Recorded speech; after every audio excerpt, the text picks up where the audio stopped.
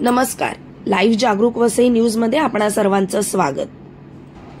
वसई विरार शहरात अनधिकृत बांधकामांना ऊत आला आहे. महापालिकेचे आयुक्त अनिल कुमार पवार, अतिरिक्त आयुक्त, सहाय्यक आयुक्त, कनिष्ठ अभियंता व महापालिकेचे इतर अधिकारी यास जबाबदार आहेत. जिकडे तिकडे होणाऱ्या अनधिकृत बांधकामांमुळे पालघर जिल्ह्याचा विकास होण्यास अडथळा निर्माण होताना आपल्याला दिसतोय. महापालिकेच्या राखीव जागांवर भूमाफिया कब्जा करून अनधिकृत बांधकाम बांधत सुटला आहे. या विरोधात समाजसेवक श्लोक पेंढारी यांनी आवाज उठवलेला आहे.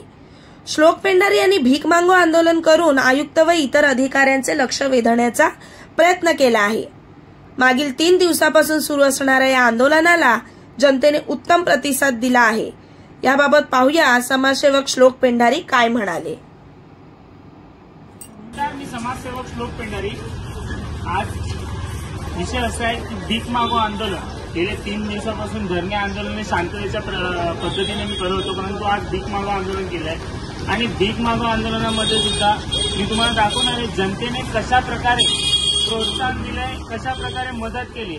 आणि हे सर्व जेवढी मदत जनतेने केली ते सर्व पैसे घेऊन मी आयुक्तांना, सहाय्यक आयुक्तांना, उपायुक्तांना, अतिरिक्त आयुक्तांना पोस्टाने पाठवणार आहे.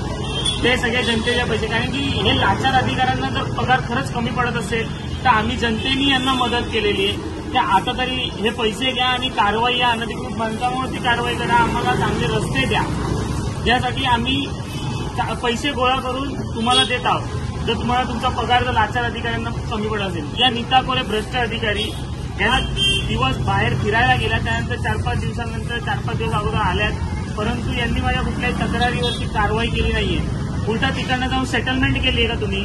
कारवाई करायला घाबरताय का तुम्ही? माझी नीता कोरे यांना एकच सांगणं आहे, लवकरात लवकर याच्यावरती कारवाई करा, नाहीतर याच्या पुढचं आंदोलन हे वेगळ्या पद्धतीचं असेल. मी 12 तारखेला दसऱ्याच्या दिवशी वसईच्या रावणाचं म्हणजेच वसई विराचा रावण म्हणजे आयुक्त अनिल कुमार पवार याचं दहन करेल. इथे पुतळा बसवून त्या पुतळ्याला मी आग लावेन. मग आयुक्त अनिल कुमार पवार यांनी किंवा नीता कोरे यांनी कुठला गुन्हा दाखल करायचा त्यांच्या पद्धतीत करावा हे मानतो.